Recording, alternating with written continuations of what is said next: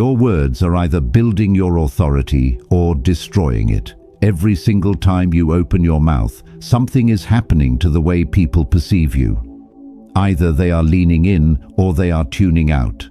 Either your credibility is growing or it is quietly eroding. Either you are becoming the kind of man whose words carry genuine weight, or you are becoming background noise in rooms that needed your leadership. Most men never think about this. They do not sit down and ask themselves what is actually happening when I speak. They do not consider the invisible transaction that occurs every time they open their mouth in a room full of people who are watching, listening, and forming conclusions about them in real time. They speak reactively. They fill silence because silence feels uncomfortable. They repeat opinions they absorbed from somewhere else because developing their own requires more work.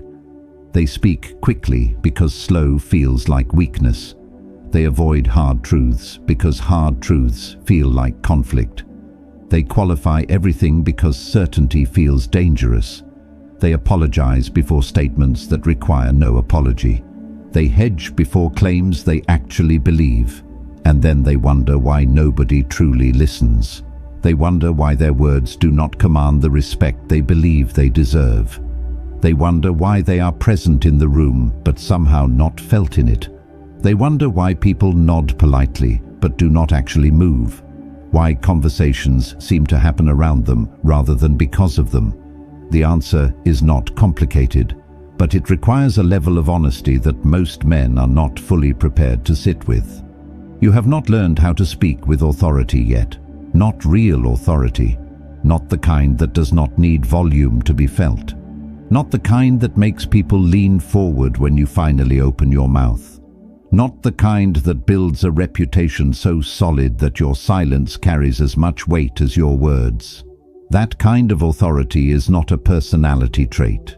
It is not something you either have or you do not have. It is not reserved for men who were born with deep voices or natural confidence or the right family name. It is not luck. It is not charisma in the genetic sense. It is built deliberately, consistently, through a specific set of principles that most men were never taught and never went looking for. And that changes today. Because what I am about to share with you are not suggestions, not communication tips for a better morning meeting, not a list of tricks to seem more interesting at dinner parties. These are 5 laws, the kind that once understood and truly applied will change the way you are perceived in every room you enter, in your family, among your peers, in every relationship and every environment where your presence and your words either build something or quietly cost you something. These are the 5 laws of the Resonant Gavel. If you are choosing to be the man who commands, comment the word command below. If you are just making noise, keep scrolling. 1. The man who says less makes every word hit harder. Learn to make your silence louder than other men's noise. Watch the man who talks too much. He is in every room, every family gathering, every meeting, every conversation. He has an opinion before the question is finished. He has an answer before the problem is understood.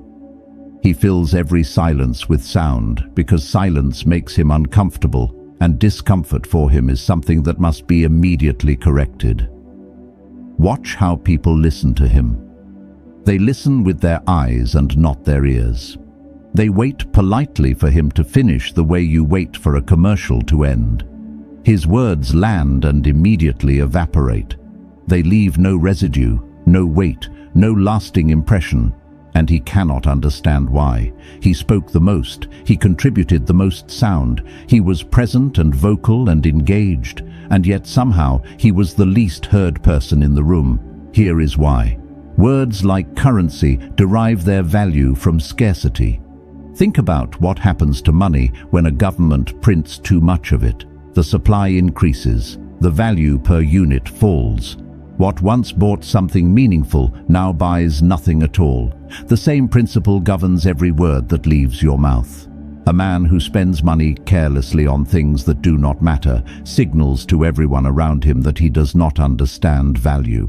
A man who spends words carelessly on thoughts that are not fully formed, on filler and noise, and the verbal equivalent of nervous energy signals exactly the same thing. He does not understand the value of what he is spending, and people stop treating his words as valuable because he himself is treating them as cheap. The great Roman philosopher and statesman Cicero, one of the most powerful orators in the history of human civilization, understood this with complete clarity.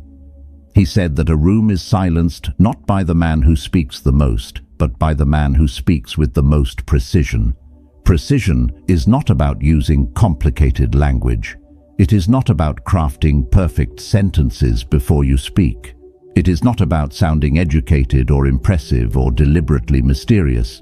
It is about stripping everything away that does not serve the point, the filler words, the verbal tics, the unnecessary qualifications, the repetition that adds length without adding weight, the apologies at the beginning of statements that should need no apology. Every is a crack in your foundation. Every you know is a signal that you are not sure of what you are about to say. Every I mean or sort of or kind of is a small but measurable reduction in the authority of whatever comes after it. Strip them out, not all at once, not perfectly from the first day, but with the deliberate and consistent intention of a man who understands that every word he speaks is either adding to his reputation or subtracting from it. There are no neutral words. When you speak, every word is a choice, and every choice either increases or decreases the weight of everything that follows. Here is the deeper truth beneath this law. The men who have historically commanded the most respect in any room were not the ones who said the most. They were the ones who made you feel, when they finally did speak, that something real was about to happen. They trained the people around them through consistent behavior. They spoke selectively. They spoke precisely. And over time, that pattern became a reputation. People begin to wait for your words. They begin to give your silence the same attention they give your speech. Because you have taught them through consistent behavior that when you open your mouth, something worth receiving is coming. That is what it means to make your silence louder than other men's noise. Not absence, not withholding, but the kind of earned quiet that a room feels before you speak, because you have taught that room through months and years of discipline that what comes next will be worth receiving. That is the economy of truth, not silence for its own sake, but the deliberate intentional practice of making every word earn its place before it is spoken. Start today. Before your next conversation, ask yourself one question. Does this word serve the point, or does it just fill the space? If the answer is space, remove it. If you are ready to make your words mean something, drop this below. My words have weight. 2. When you rush your words, you tell the room you are afraid. Slow down and let them wait for you. There is a sound that anxiety makes. You have heard it your whole life, and you probably recognize it immediately when someone else is doing it. High-pitched, rapid, slightly breathless, words tumbling into each other without enough space between them. Sentences that end on an upward inflection, as though every statement is secretly a question waiting for approval. That sound is not neutral. It communicates something to everyone in the room before the content of the words even registers. It communicates that the speaker is not fully at ease, that they are aware on some level of the possibility that they might not be heard or accepted or respected. And that awareness, expressed through the tempo and tone of their voice, produces the very outcome they were afraid of. Because when you rush your words, you are not just speaking fast. You are making a confession. You are telling the room that somewhere inside you there is a fear that you will not be allowed to finish. A fear that what you are saying is not worth waiting for. A fear that the space you are taking up in this conversation has not truly been earned. And the room receives that confession whether you intended to send it or not. Because authority is not just in what you say, it is in how your body delivers it. The great philosopher Aristotle, who studied the art of persuasion and rhetoric more systematically than almost any thinker in history, understood that communication is never just words. He observed that the manner of a thing said is often more persuasive than the matter of it. The manner, the delivery, the tempo, the physical confidence with which a man occupies the space his voice creates. When you speak quickly, you are communicating urgency. And urgency, unless the situation genuinely calls for it, reads as insecurity. It reads as a man who is not sure he will be allowed to finish his sentence and so is racing to get everything out before someone cuts him off. A man who is not sure his words are worth waiting for. When you slow down, something entirely different happens, not just to how others perceive you, to how you perceive yourself. There is a physiological reality to the way tempo affects confidence. When you slow your speech, your breathing deepens. When your breathing deepens, your nervous system moves out of its alert state and into a calmer one. When your nervous system is calm, your thinking becomes clearer. When your thinking becomes clearer, your words become better. It is a cycle that compounds on itself. And you initiate the entire cycle by simply choosing to slow down. Speak from the chest, not the throat. This is not metaphor. This is physical instruction. The throat produces the high, tight, constricted sound of a man under pressure. The chest produces the full, grounded, resonant sound of a man who is at ease in his own body. Drop your voice. Not artificially, not by forcing a false deepness that does not belong to you, but by relaxing the tension in your throat and your jaw and your shoulders and allowing your voice to find its natural, full register. And then slow down, not to the point of being theatrical or strange, but to the point where your sentences have room to breathe, where your pauses are long enough to be felt, where the space between your words is not a void to be filled, but a deliberate part of the communication itself. A man who is not afraid to let his pauses land is a man who is not afraid of silence. And a man who is not afraid of silence is a man who does not need constant external validation to feel secure in what he is saying. That security is felt by everyone in the room. It does not need to be announced. It is communicated through every breath, every pause, every unhurried syllable.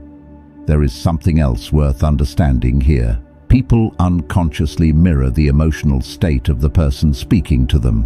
When you are calm, they become calmer. When you are rushed, they feel the subtle pressure of that rush and their walls go up. When you slow down, you are not just changing how you sound, you are changing the emotional temperature of the entire conversation. You are setting the atmosphere in the room. The next time you feel the urge to rush, remember what that urge is actually saying. It is saying you are afraid. And the moment you slow down, you are saying something different. You are saying, I am not afraid. I know what I am here to say, and I am willing to let you wait for it. Let them wait. You are worth it. Control your tempo, not because you are performing authority, but because you understand that how you deliver your words shapes what those words mean before anyone has consciously processed their content. If you are ready to speak like a man who knows he is worth waiting for, type this below. I speak with intention. 3. You are not listening. You are just waiting to talk. And everyone around you already knows it. Here is something most men will never admit out loud. Most of the time when they appear to be listening, they are not listening. They are waiting. Waiting for a gap in the conversation where they can insert what they already decided to say before the other person finished speaking. They are tracking the conversation just enough to know when their turn is coming, but not deeply enough to actually receive what is being communicated. And the person talking can feel it, not always consciously, but somewhere beneath the surface of the exchange, there is a recognition. This person is not really here with me, they are just waiting for me to finish. And that recognition, felt and rarely named, is the invisible wall that prevents most conversations from becoming anything more than two people taking turns making noise in the same room. Think about how that actually lands on the person speaking to you. They came to you with something real, a thought, a fear, a problem they have been carrying, and instead of receiving it, you were already preparing your response before they finished the sentence.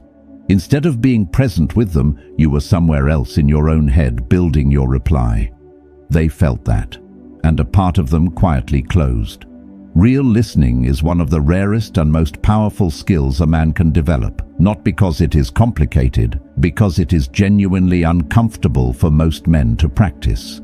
Real listening requires you to set aside your own agenda for the duration of someone else's speaking.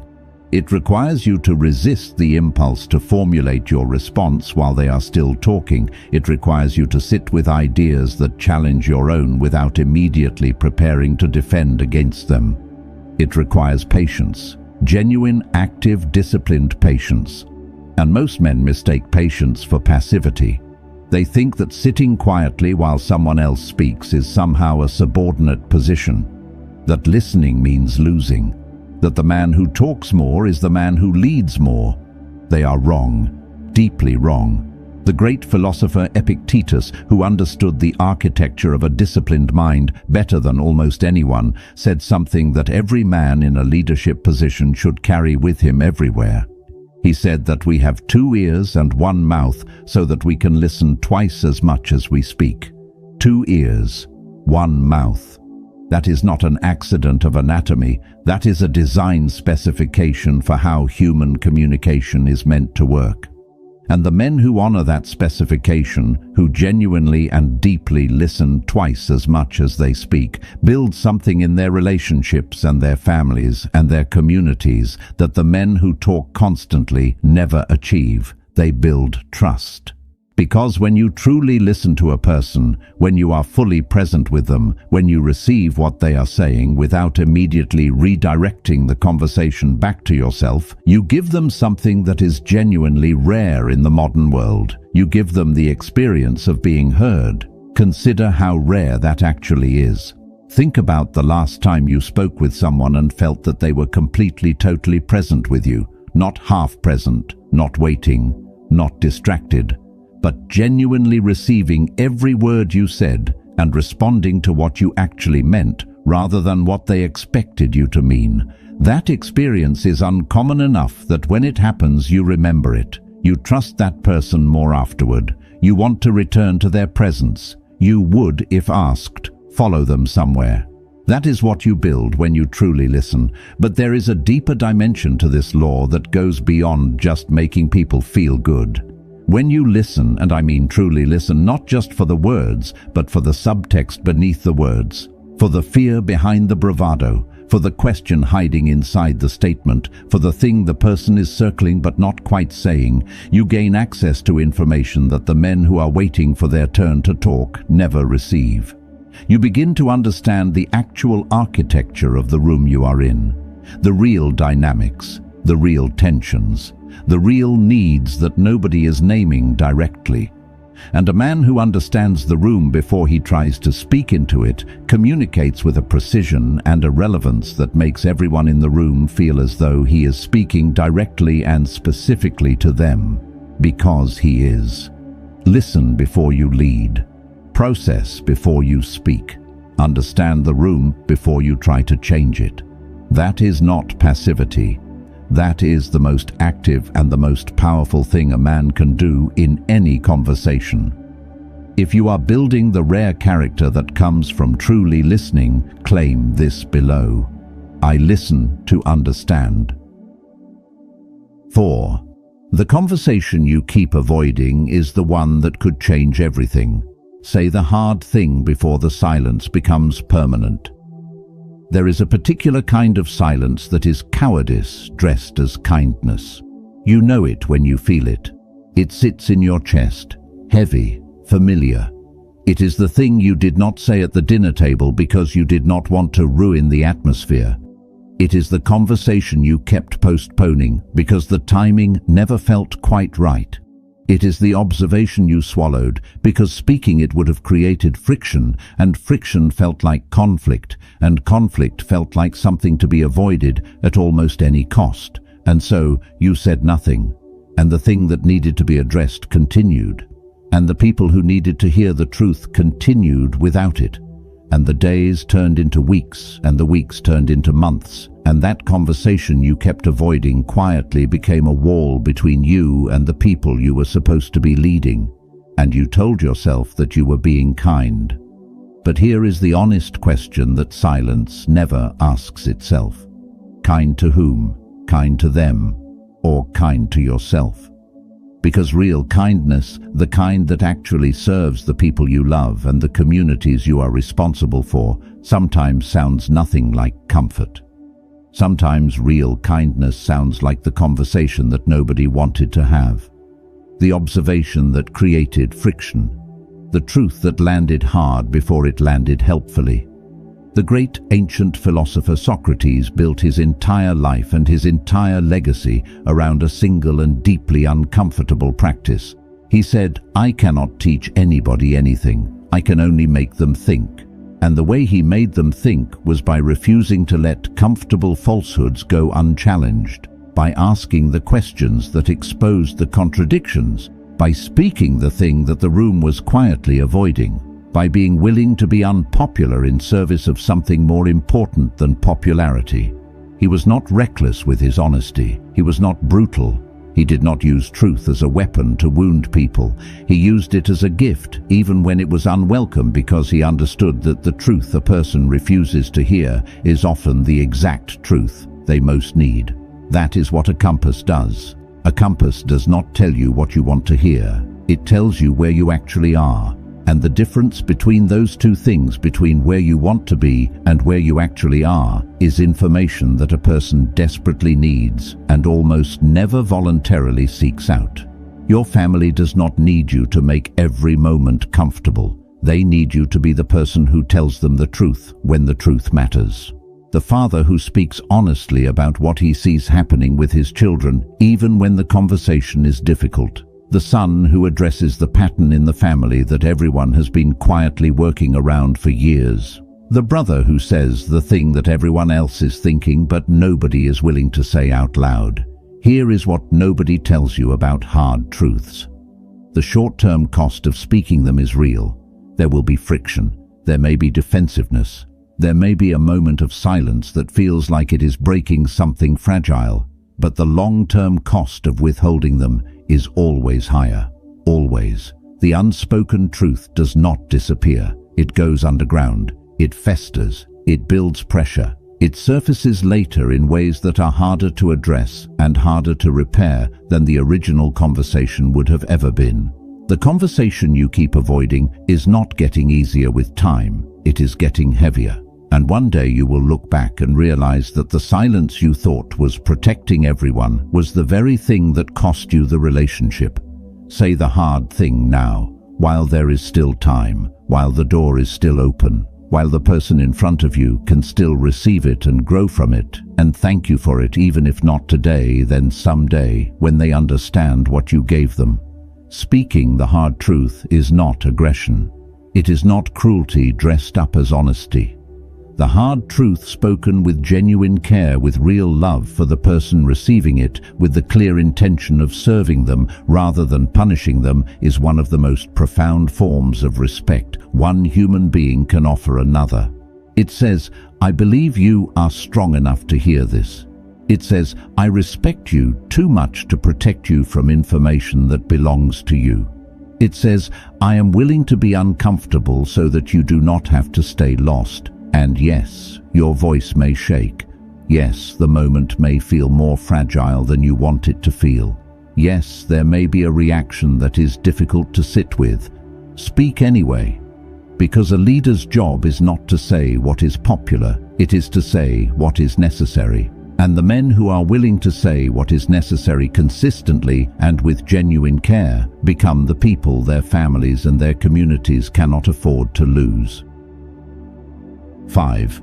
If you cannot tell the difference between what you think and what you were told to think, you do not have a mind yet. You have a mirror. Look honestly at the last opinion you stated with confidence. Where did it come from?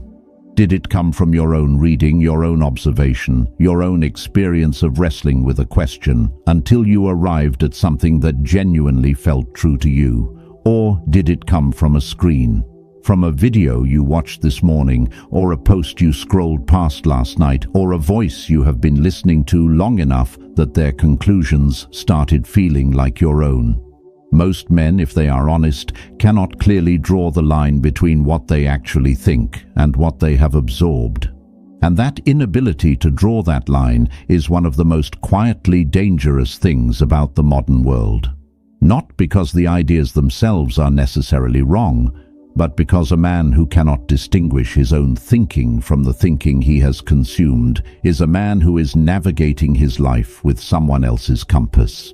He is making decisions based on frameworks that were built by other people for other purposes. He is speaking with conviction about conclusions he never personally arrived at. He is living in the deepest and most important sense someone else's life while believing it is his own. And here is the part that stings. When you speak from borrowed conviction, people can feel it. They may not be able to name it in the moment, but somewhere in the exchange there is a subtle recognition that the words are not fully inhabited, that the man speaking them is not entirely sure they belong to him, that there is a slight distance between the speaker and what is being spoken.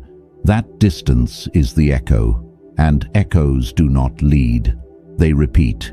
The great philosopher René Descartes, who stripped everything back to its most fundamental foundation in search of what was actually true, said something that every man who wants to develop genuine authority should carry with him. He said, "I think, therefore I am."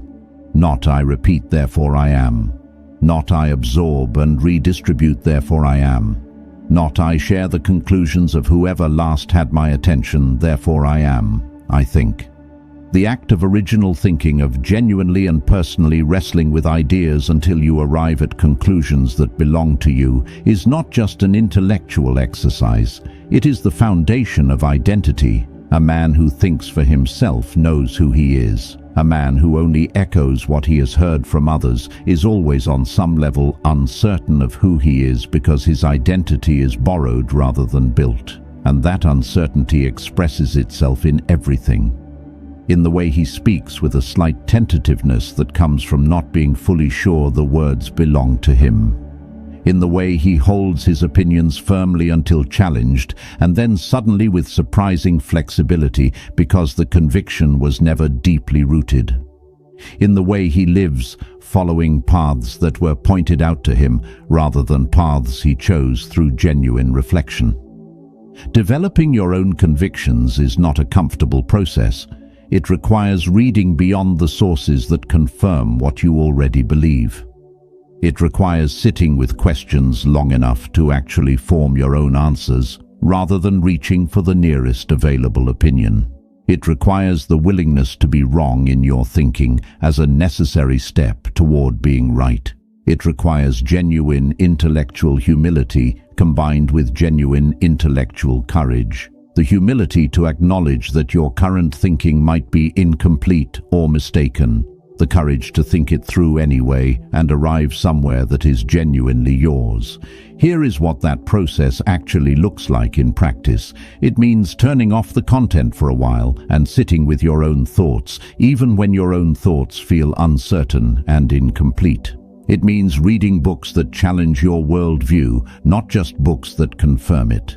It means asking yourself not just, what do I believe, but why do I believe it, and where did that belief actually come from, and does it hold up when I examine it honestly? It is uncomfortable work. Most men avoid it because the echo is easier. The echo gives you instant confidence, instant community, instant identity borrowed from whoever is broadcasting loudest at the moment. But borrowed identity collapses under pressure, and life will put you under pressure. When the moment comes that truly tests who you are, when the room is difficult and the stakes are real and the easy answer is the wrong one, the man with borrowed convictions folds, because he was never really holding anything, he was just reflecting. And when you speak from the place of genuine personal conviction built through your own study and your own struggle, something in the quality of your communication shifts permanently. There is a groundedness to it that cannot be faked and cannot be borrowed. People can feel the difference between a man who is reciting and a man who is expressing, between a man who is performing a position and a man who actually holds one, between an echo and an original voice. Be the original voice, not for the performance of individuality, but because your life, your relationships, your family, your community deserve to be led by a man who is genuinely present in his own thinking rather than a well-dressed relay station for someone else's ideas. Your thoughts are either yours or they belong to whoever last had your attention. Choose to make them yours. If you are done being an echo and ready to speak from your own conviction, type this below. My voice is my own. Authority is not found in the volume of your voice. It never was. Every man who ever tried to command a room through loudness alone eventually discovered what the room already knew. Volume is not authority. Volume is effort. And effort when it comes to presence and respect, and the kind of gravity that makes people genuinely listen, is the first sign that a man does not yet understand what authority actually is or where it actually comes from. Real authority is quieter than most men expect. It is the man who speaks one sentence and changes the entire direction of a conversation. It is the man whose silence in a tense moment does more to stabilize the room than anyone else's words. It is the man whose family knows without needing to be told that when he finally speaks on something important, what he says will have been considered and will be true and will be worth receiving. It is built over time.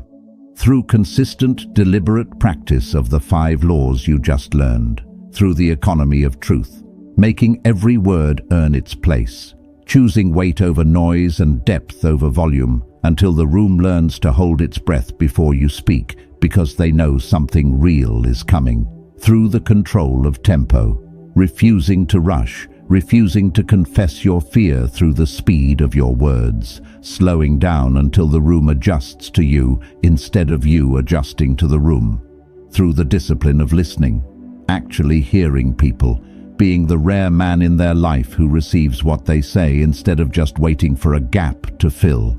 Building the kind of trust that makes people willing to follow you somewhere they would not go alone. Through the courage of hard truth, saying the necessary thing instead of the comfortable thing. Being the compass when everyone else is being a cheerleader. Honoring the people around you enough to risk their temporary discomfort in service of their long-term growth.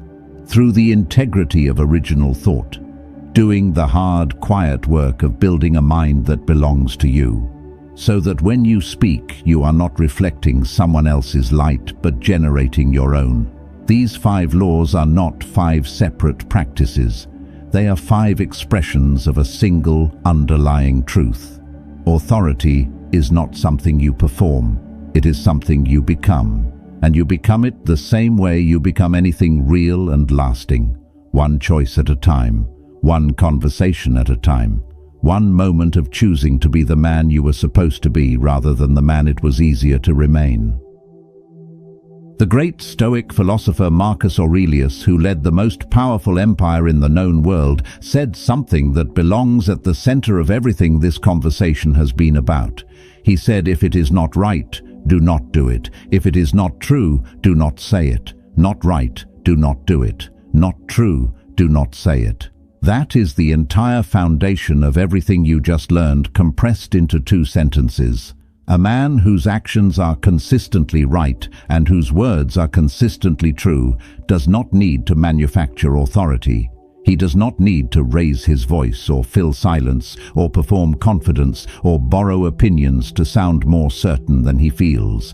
His authority is simply the natural result of who he is and how he lives, and that is the kind that lasts, through change, through difficulty, through every season of life where the man who built something real continues to stand on what he built, while the man who only performed authority finds himself starting over again. Start today, not with a grand declaration, with one conversation where you speak less and mean more, with one moment where you slow down instead of rushing to fill the silence, with one instance of genuine listening instead of waiting for your turn, with one hard truth delivered with care instead of the comfortable silence that serves nobody, with one original thought that came from your own study rather than someone else's broadcast. One conversation. That is where every reputation that ever lasted began. And if you are ready to be the man who commands respect, not by demanding it, but by becoming someone the room cannot afford to ignore, leave the only word that matters right now. Command.